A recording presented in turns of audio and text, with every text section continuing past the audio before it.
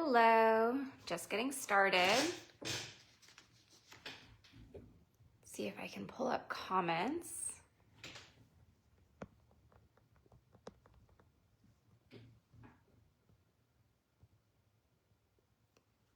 Okay, I can see my comment, so hopefully that means it's working. If anybody is online, if you don't mind just adding a comment, that would be really great.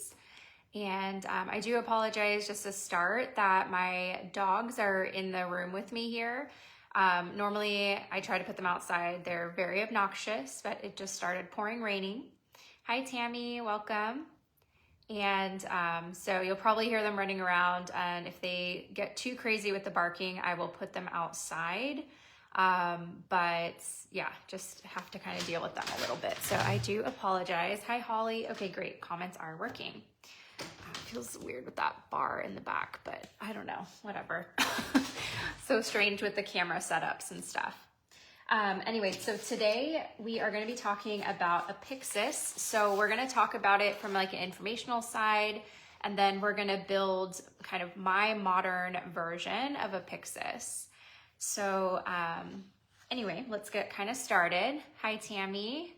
Happy New Year, and Happy New Year to all of you as well. It's the second day, so I hope everyone's 2026 is off to a great start. So I started with just a picture of a Pyxis. So this is what a Pyxis is. They're made from clay often, originally even wood. And some of the qualities of them is it's typically a lidded box with some type of footed bottom and cylindrical in shape. And they can change, over the years and things like that. But this is like one of the first ones you would see on Wikipedia. And there's many versions of them, of what a Pyxis is. So you may have heard of a pyx if you are Catholic, or you kind of are familiar with that. So I'll kind of talk about maybe the more modern function, and then we'll go into more about kind of the historical Pyxis. And how I even heard about this was through this book. This is a book on Hades. It's from the Thessalian Pantheon series, the Thessalian witches in Greece. So they kind of have their own specific traditional line to it, but this is how I was first introduced. And it's something I've been kind of working with for about a year now. Yeah, we'll start learning all about it. So basically the Greek Pyxis, as we look at kind of the historical Greek, the word Pyxis means vessel. And it's usually a cylindrical box with a separate lid and no handles. Sometimes you see the cylindrical box with the handles, and those ones are actually often urns. So it's kind of interesting how there's a little bit of connection to the Pyxis and an urn. This is, I believe, off of Wikipedia. I didn't put my source on this one, but it does say they were used to hold cosmetics, trinkets, or jewelry. That's not so much the same as it would have been like in a deity sense, but these are sort of used in a lot of people use this type of shape and sort of where it's thought to originate from. They were also used for dispensing incense and by physicians to contain various medicines. A lot of medicine really came out of working with deities as well, back in the day, and that was all very mystical. So there's a lot of overlap in a lot of these things. The surviving Pyxis were mostly Greek pottery, but they could be made from a range of other materials: wood, bronze, ivory, especially in the Middle East. You'll see a lot of ivory ones from the elephant tusks that are inscribed with Arabic. Marble is another common one, terracotta, of course, silver or stone. And the name derived from the Corinthian boxes that were made of wood. So Corinthian, the area, the location, and they had a tree there called Pyxis, P-U-K-S-O-S, which is also known as a boxwood. So that's kind of the history, the Greek history of it. And then, like most things, the Romans came along and they adapted it for their own uses. And so they dropped the IS at the end and they would call it a pyx. So a pyx in a Christian context is a small or round container used to hold the consecrated Eucharist or the Holy Communion wafers. So the function of that was that it was a primary function of a pyx to carry the reserved sacrament to the sick. So when people couldn't attend a service or something, they would be able to send the pyx back home, and that was how they would take it to the sick, people who were stuck at home or otherwise unable to attend church services. So in the early church history, some pyxides were large enough to be suspended over the altar, serving as a primitive form of a tabernacle. So it's kind of interesting, the history of all of these things coming together. So just to start off, like, what are some of your thoughts? Have you heard of a Pyxis? Have you heard of the Pyx? Have you seen them? What are your thoughts just kind of overall learning about this? So I'm going to just read a little bit out of this book because I felt like as I was doing research, like this book just really had the best description, and it's very concise. It's just a couple of pages. And again, this is through the Church of Thessaly Pantheon series. And so this is going to be with their take on it in terms of their modern worship of the deities that's based off of Greek traditions. So you'll hear a little bit of kind of that in there. I don't work with them. I just have this book, but it does sound very interesting, I think, some of the ways that they do this. And that's kind of where, this whole sparked the idea for me. So, let me get to the page. And this is about specifically for Hades. So the Pyxis, which stands for like a lidded box again, right, is sometimes referred to as a sakili, and that's T-S-I-K-A-L-I. And that's a vessel that is consecrated to a specific deity. Within this vessel are placed items that are sacred to the god or goddess to whom the vessel is dedicated. These items can include stones, herbs, animal parts, or more, and some of which can be very difficult or expensive to procure. On the theurgic level, the pyxis of a divinity creates a physical link through the laws of resonance that, once activated through ritual, will create a sacred object that attracts the energies of the divine power and will serve as a physical abode for the energies. So the Pyxis is the deity's materialization, their body, so to speak. It creates a link through which the worshiper can interact on a more physical level with the divine power, to speak with them, to touch them, to feed them, etc. And it makes this a religious experience in Thessalian witchcraft extremely rich on a sensory level. So it's kind of a way of embodying the deity or the god or whoever that you're trying to build this for. And it has a lot of the same properties as an altar box as well, like if you had a traveling altar or something. And it's interesting, this take on it, to kind of give it that physical aspect of something that essentially can like live and breathe as the deity. So in the Thessalian witchcraft, the personification of the Pyxis makes communication with the god and goddess easier.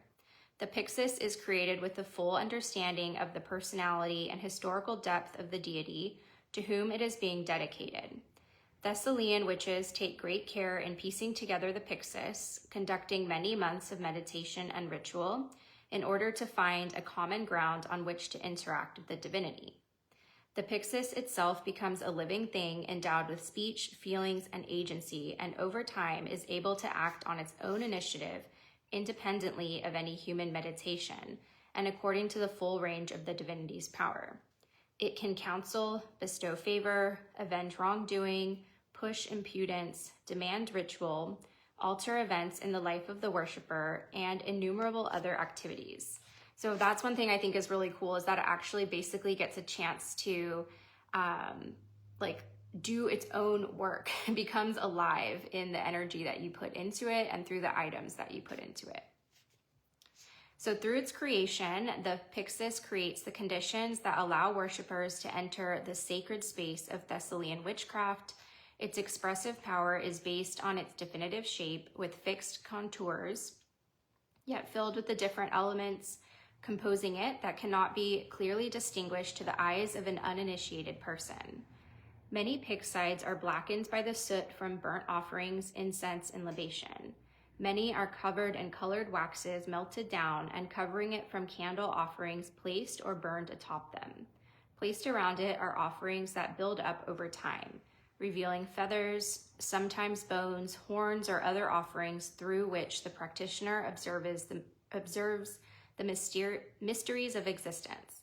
This amorphous mass, full of materiality, links the divine powers that compose it to the mortal who comes into contact with it. Regardless of any symbolic meditation, it clearly sets out the principles mobilized by Thessalian witches, the forces of nature, the regenerative powers of life, death, and mystery. The Pyxis is considered the most sacred item of the Thessalian witch, and not all Thessalian witches will have one. The Pyxis can influence the personal life of initiates, dictating appropriate behavior. During rituals, it can cause the phenomenon known as katoche, or katoshe, K-A-T-O-C-H-E, which is divine possession, where a worshiper becomes overcome with the power of the divinity, and the god-goddess will speak through the mouth of the worshiper and advise members of the group in matters important to their lives, such as perhaps curb the drinking of alcohol, to change jobs, to avoid another person, to conclude a business deal, and so forth. So that's what the Pyxis is intended to do. It is basically becoming its own piece of that deity, taking on an embodiment of its own, and really being able to help the practitioner or worshiper do the work, because this is now being able to amplify your energy. And there's a lot that is kind of tied into here, right? Like having various possessions or entities like trapped in a box, like that can potentially have stemmed from this. I don't know. I haven't researched that, but that's just kind of my hunch, is that, you know, in kind of more modern crafts and things, or sort of like, I guess, like low magic types of folk magic things that we do, a lot of the things that we've kind of learned from sometimes come from more traditional aspects. And so I think that could definitely be linked, is trying to put something into a box different. You're probably not putting a deity into a box. But yeah, there's just a lot of connection through that. Being able to speak with the deity, that's something that I've done in a practice with a tradition I work with, not to the same extent by any means as this, but it does have some of the same similarities. So all of that interests me quite a bit. So the creation of a Pyxis, and this is not what we are going to do today. I'm going to kind of show you like my interpretation. I think it would be very cool to follow this. You know, it talks about taking years to collect all of the items and learn the craft to be able to do that. And again, this is specific to this Thessalian tradition. And I am a proponent. If you are very interested in the tradition, like, you should maybe explore it, see if you can learn from those people, if it's initiatory or something. But this is also just kind of a concept to look at how you would maybe want to bring into your own craft. So again, this creation is specific to this tradition. The creation of Pyxis is a highly complex process involving intense rituals that are taught only to Thessalian adepts. However, the creation of these theurgic vessels is sometimes required by oracular decree or by direct communication with the god or goddesses requesting the worshiper to have one. So it's interesting, even in their book, like they have their own process that they teach their initiates, but they also say that there's room for a god or goddess to request that somebody create their own.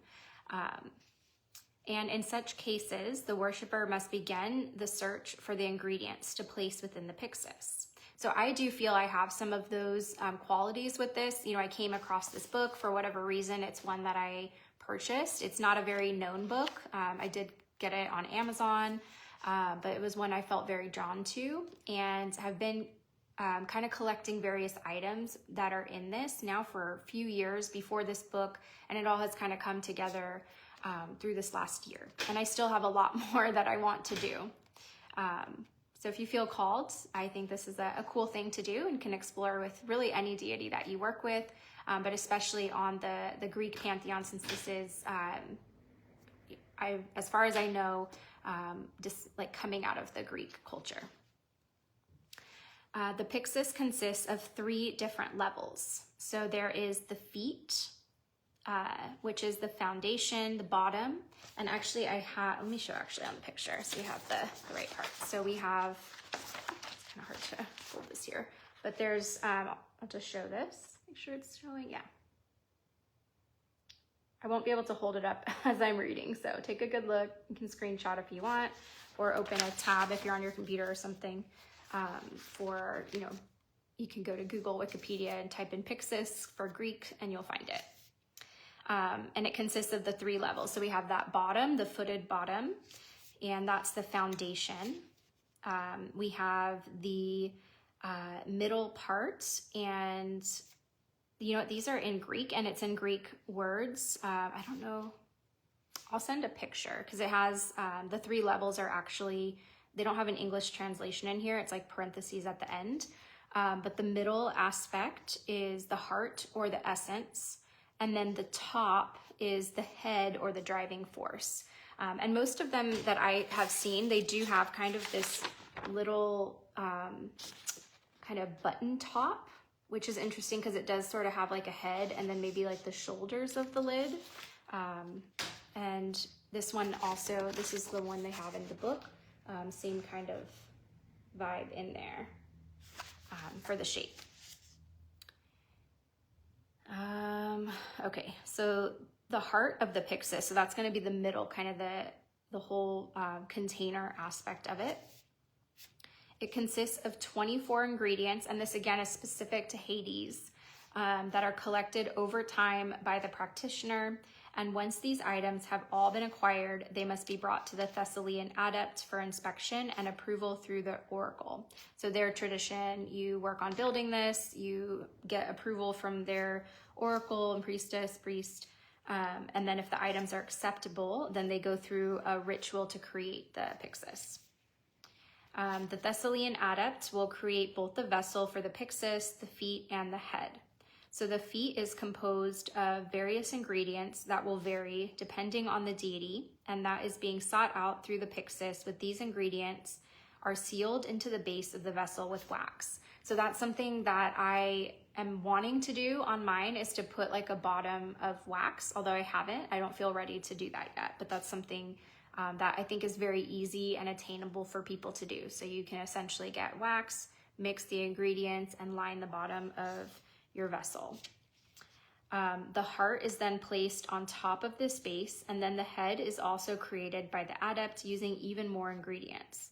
The process of creation can take several months. So we do have a list of the 24 ingredients for the Hades Pyxis, and I will take a photo and put this in the chat for you as well, and I'm gonna list it out. I do not have all of these items. I'm not in this tradition, so I wouldn't want to necessarily make it the same, but just want to share this with you so that you have it. So the first ingredient is cemetery dirt, and they specify 1 cup. Next is vulture feathers, and you should have 6 of those, 6 vulture feathers. Half a cup of almonds. 6 red poppy flowers, 3 dog teeth, 6 black poppy flowers, 7 dried, 7 is the list. There should be 1 piece of dried snake skin, 1 cup of powdered milk, 5 pieces of myrrh resin, 1 piece of cypress wood, 1 cup of well water, 1 piece of human bone, and that I would think is relatively easy to get with teeth.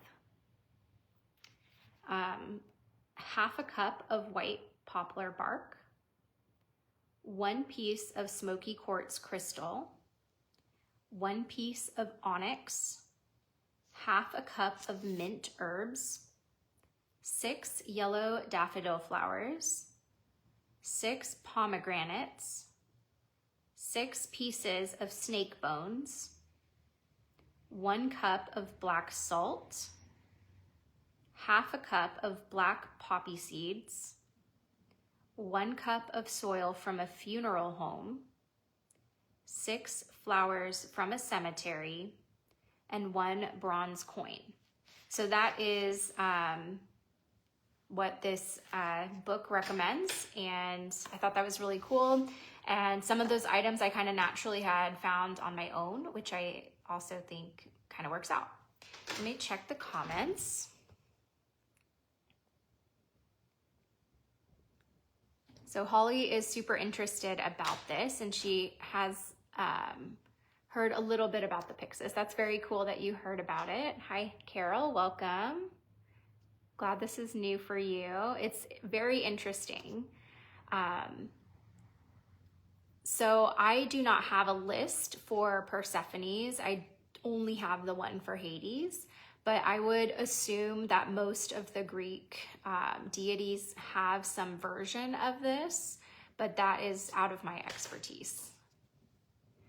Tammy mentions, does the type or color of wax matter? That's a great question. I would assume that back in the Greek times that they would not have had colored wax. So I would probably just use a natural beeswax. That would be what I feel most for myself to use. But I'm sure you could use anything, and I am all about, do what feels the most right for you. But I would think traditionally they probably did not have colored wax. Okay, so I have a few different vessels that I think are really great for a Pyxis. If you were doing like any type of clay work, if you do pottery, I think it would be amazing to create something on your own and then include ingredients in that as you would connected to the deity that you work with. But these are a few that I have. So this is the one we'll use today. So this is a tea caddy, and it has kind of all the aspects of the shapes. So I really like working with antiques. So I thrift a lot of the stuff myself. I do online antique sales, kind of as my side hustle type of thing. So I come across a lot of items. But you can easily, if you don't have good thrift in your area or whatever, go to an antique shop. You can find stuff online. There's plenty of bargains out there, sites like Whatnot and things like that. So you can find all kinds of things. I'm sure you can purchase something new as well. But I think, trying to get something that you feel very connected to and feels magical in your craft is the most important. So that's one that I like. This is another one that I've used in the past. Sorry, y'all. I'm always struggling with my voice these days. But this is another one. So this is like a trinket box, and it's nice because it's got like the velvet lining on the inside. This doesn't have the footed bottom or the head, but I don't think that it really matters. This one was actually the one I originally had been using for Hades, and I'm going to be switching to this one. And I have been thinking about potentially using this one for Persephone, but I have not researched anything about that, or using it just in another way, potentially a travel altar. One of the reasons that I want to do it for Hades is because a lot of the chthonic deities, you want to do work outside and do the offerings into the ground. And so it's really nice to be able to take it outside. It's portable, etc. So that it works out very well, or it's something I can keep at home. I can keep on my patio if I want it outside, or inside the house, depending on how you would want to work with a deity like Hades. And you could take it with you to where you're going to do like some type of offering, where if you have like a set altar in your home, that makes it very challenging. So I haven't decided, if I want to do something like that for Persephone or not. Let's see. Tammy loves thrifting to find unique items. Yes, completely agree. I feel like sometimes it like calls to you, like it just shows up in a very magical way. Carol says that would be cool to work with them. Yes, thank you. I agree. And Alexia, welcome.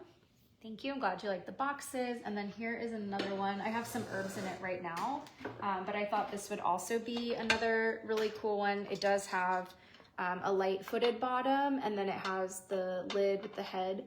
This one's like a glass cigar box with the bubble glass. And these, you can find these around pretty regularly too. And it's see-through, so if that's something that you like, that could be really nice.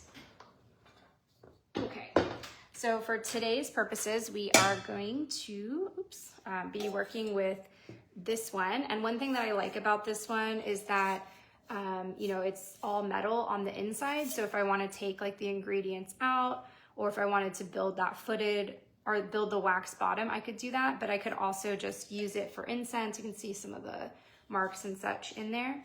And it works, you know, great as like a, you know, incense holder. If I'm going out and doing something, then I have the vessel to work with, and then I have all the items for my altar. So some of the items that I will put in here.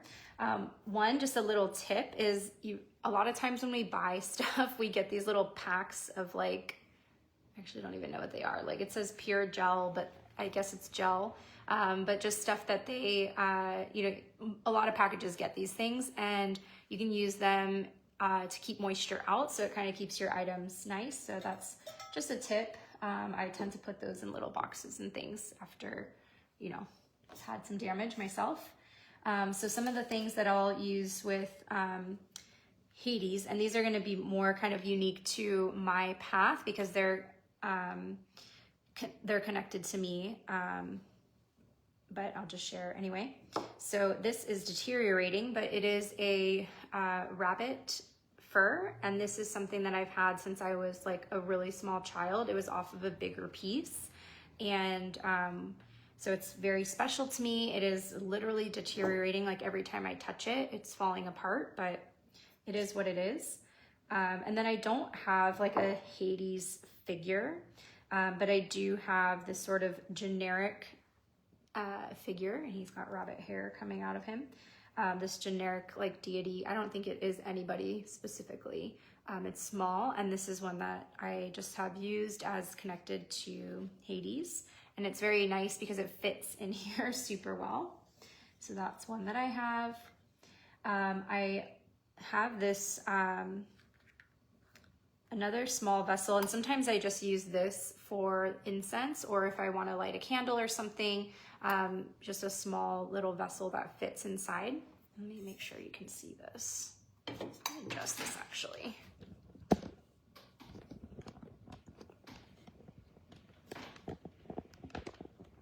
Can you see? Is that better? I think that's better. Okay. So there's this little tiny vessel. You can see the size difference.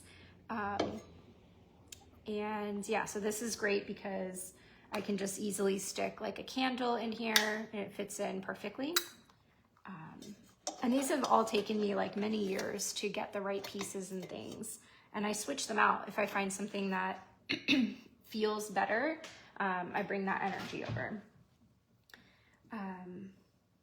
So I have this little tiny leather bag, and I'm going to open it to see what is in here again.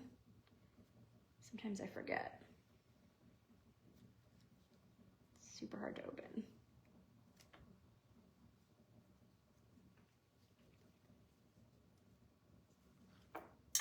Okay, this is perfect. So this has some tiny bones. So we have, I think this is a coyote claw. And I can't remember what some of these are. This one is a tooth. It's probably a coyote tooth also. And I don't know what this is, but some small animal. Probably like a, I don't know, rat or something. No, maybe it's a little big for a rat. It's something small. Looks like maybe it looks like a ball and socket joint, so it might be like a leg. And so I have some bones in there. It's like once upon a time I knew what these are, and these are why you should write things down also, because Like if you're like me, you'll forget years later. So I have this little bag that has some bones that I work with when I work with Hades. And then this is just like a little craft flower, but it is like similar to a daffodil. So I have that in here. And then I actually do have some daffodil flowers. So these are dried. These were actually gifted to me by our wonderful member, Ronette. And I dried these after a plant that she gave me. Let's see if I could I think you can see good with the lid on, so I'll just leave the lid on. But those are ones I work with, and I often like burn herbs, so I go through them and they change. Whereas this one's nice because I'm not gonna burn it, so I always have that while I work on replenishing these with various craft. So those are like a little white daffodil, like the asphodel flower.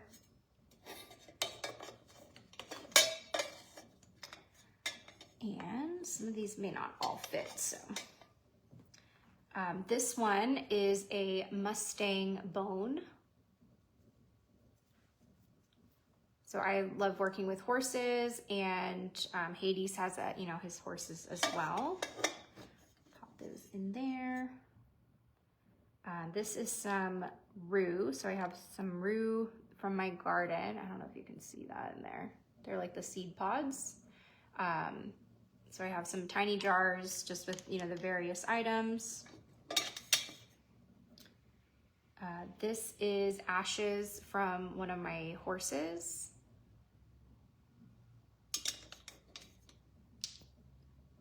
Some graveyard dirt.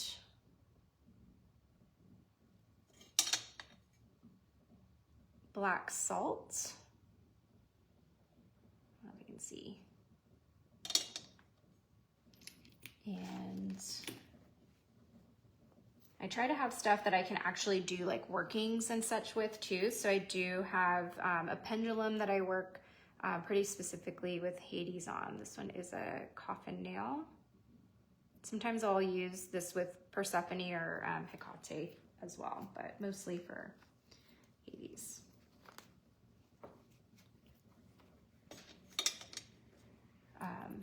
Interestingly, my horse, his name is Joey, but his show name is Orpheus. And I got him when I was in college. So I've had him, he's gonna be 24 now. So I've had him like almost like 15 years. And so his name is Orpheus, and this was before I ever started working with any of these deities. But this is one of those examples where you start collecting things over your life and they just kind of align later, right? So I started working with him, and he kind of pulled me into really working with all of the underworld many years later. But I would wear this literally every day for years. It has my horse's name on it, very trendy with equestrians and such. So he's now living in here. I do have a small figure, again, just kind of the same like nondescript deity. But I use this one as kind of honoring Persephone with Hades. That's how I've worked with him specifically. And so, brought that energy in with him. So I picked up like a bunch of these little coins, and they're not like real coins. Hopefully you can see that. They're like craft coins, but I like to use them in like spell jars and things, like the really tiny ones, because they fit. Otherwise, I will just normally use like a normal coin, especially if I find them. I feel like it has like extra energy if it's something I can put in like a charm bag or something. But these for really small workings are really great. And so even though it doesn't have the same energy as maybe like a real coin would have, I do think it symbolizes it. And since I'm keeping it in the Pyxis, it's like charging that energy. This is like a locket. It really has nothing to do with Hades, but it's like one of those things I'll stick, like it opens up, and so I'll stick like something in there. And like this is a perfect example of like one of those tiny coins would fit in here. They're now all at the bottom, or I would show you, but they fit in there, and I could stick like a little piece of paper and something I can, hang on a string or necklace or whatever. So it's a good way to like just kind of have some workings that you can do. I have a key. and a tiny little book. This one is just tiny paper, so I have it on the go. Like if I want to stick something, write something and stick it in that necklace, for instance. These are not real coins again, but they're coins that signify a ritual that I did with my ceremonial magic group. So they are charged through the ritual, and I've added them into here. So kind of work with that. Oh, these are a couple more coins I missed. So I can show you with this tiny one. So the little tiny coins like fit in there really well. I think I got these like at Michael's or something.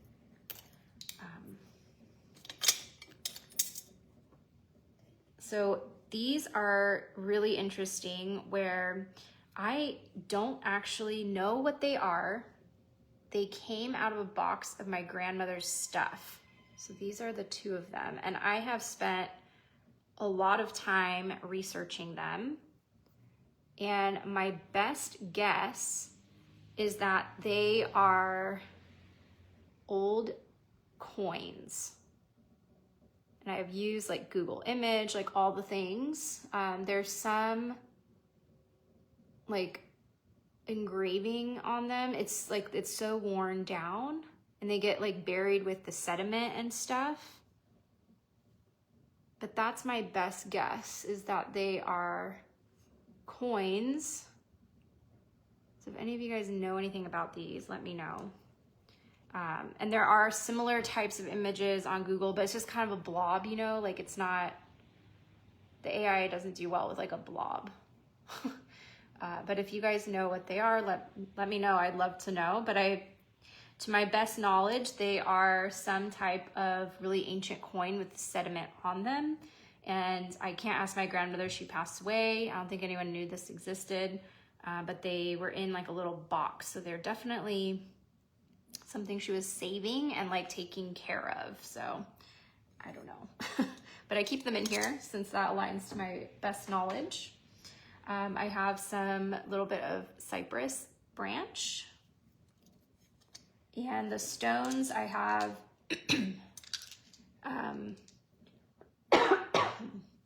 a garnet,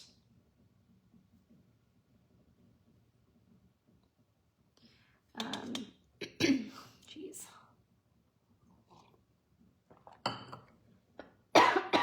All right, a garnet, a smoky quartz, some pyrite, and a black onyx. So I have a lot of the stones that were listed. I don't have the same quantities on there. And then I do also have, let's see, put this in first, some Hades incense is the word I'm looking for. Hades incense, and this actually was gifted to me in our last exchange. This is from Gina, so thank you so much. I'm really excited to use this. I haven't yet. But I think even like a specific deity incense could be a really great thing to use for the wax base. So that's something I've actually been thinking about doing in here. I just haven't decided if I want to do it or not yet. And then I do have this snake. And so sometimes the way I'll work with this is the little bones on the side, I'll peel those off to stick into stuff. And then like I take it out and I'll work with it. And because this kind of also serves as a travel altar, oh, that incense makes it really hard to fit, but just barely, I have it jam-packed. I might just take the incense out because it doesn't quite fit. Got to use it and then it will fit perfect. But I use this basically as a little travel altar, so I'm able to take it around with me, and yeah, it's great. So I can take it out, I can create like a little altar. I have all the things that I really need for some type of like offering. And if I'm, or to do the workings, and if I'm gonna do an offering, I normally like put it in a hole in the ground. So I use like biodegradable stuff. And a lot of the things in here are biodegradable, like the bones, right? Like those are a perfect thing to stick in the dirt. Even the rocks, you can do that. Coins, you know, that's your personal preference. I wouldn't want to maybe use those plastic coins, but it's not exactly biodegradable, but they're in the ground everywhere. So that's kind of, you know, things you can think about. But that is my little Pyxis altar. And if you have any questions, go ahead and drop that in the chat. Otherwise, that's pretty much it for my live today. Let me check the chat on here, bring this back up. Sorry, it's so hard using these. I got a new stand, so it's a little, still learning it.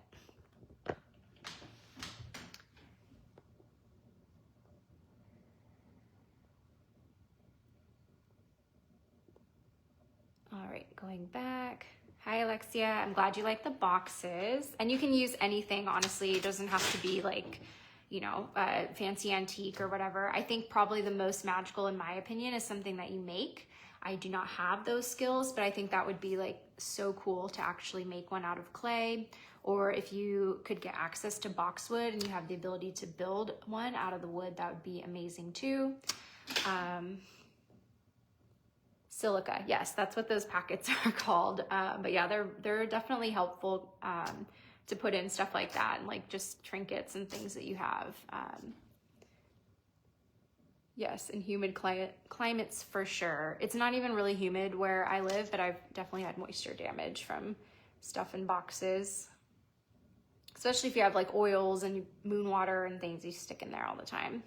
And Carol, that is so sweet to offer some daffodils. I would love that. I love daffodils. I grow them too, but it would be, maybe we can swap. We can do a daffodil swap. That would be so fun. Thank you, Alexia. I love that pendulum too. That one my husband gifted to me. So I think it's a cool one. And yes, the ashes are from a horse that passed. His name is Titan. And I kind of funnily, I guess, think that it has like an interesting significance because Hades being like birth or like stuck in his, like Hades and his brothers basically like kind of defeated the Titans in some way. So even though I don't think of him defeating my horse, there's that connection just on the name. And then the Mustang bone is one that was found, not by me, but from a different practitioner that I bought at their shop out in Colorado, where they can find those things out there. And Tammy, I'm glad that you enjoyed learning how I collected the items and that it sparked some ideas. I was hoping it would be, you know, informational, kind of learning through that. So yeah, I think really anything that has a significance to you can be connected in some way into your practice. And I think like the found items, like things that, you know, even the like antiques, right? Like finding that at a thrift shop or something used, to me is very magical because it's kind of like a found item in a lot of ways. And there's just so much mass produced stuff like that. It doesn't feel magical to me, but I also am not knocking that. That's a beautiful thing. I have plenty of myself, but yeah, to me, the finding, just like you would find a rock or a feather, like finding that unique item, it has some type of magical energy. Carol, I'm glad you liked the garnet, and Angel, I'm glad you enjoyed the snake. Yes, it is similar to a travel altar, and the way that I work with it is using it a lot like a travel altar, and then I aspire at some point to kind of seal it up like a Pyxis, but I don't feel ready to do that yet. But that's something that I think kind of goes along with it, where I'm starting to get more of the same items, and maybe at some point I'll want to build one exactly like that, or seal up the one that I have. So definitely some things you can do, but as of now, I have it open and I'm working with it more like a travel altar. But I've been bringing in the energy of the Pyxis and thinking about it that way to kind of start like collecting the items and figure out where I'll go down that path. All right, well, that's all that I have. I hope you enjoyed the live, and I hope you all have a great day and a great start to your year. I hope 2026 brings in many blessings and lots of great things for you. And I will see you later this month on my Horse Spirit Live, or Horse Spirit Animal Live. All right, have a great day. Bye.